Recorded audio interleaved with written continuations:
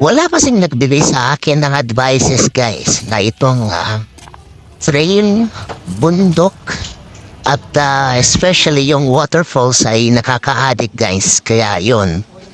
Ngayon, hinahanap ko yung mga bagay na ito guys. Especially mga waterfalls. So, yaan.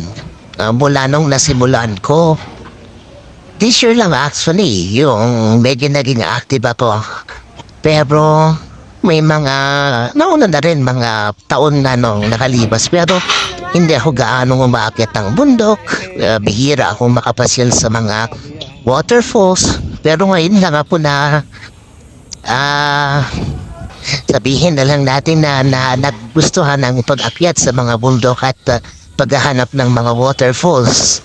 At maliligo ako doon guys mind you, except kung hindi ko type maligo or there is something na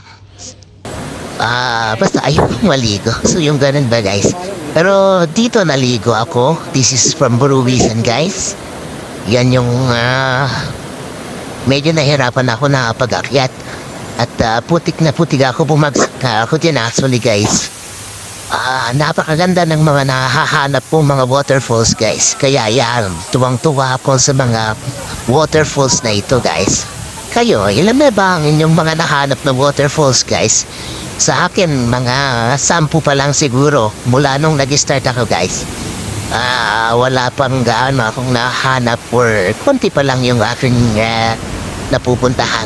Tara guys, hanap pa tayo ng iba para masaya.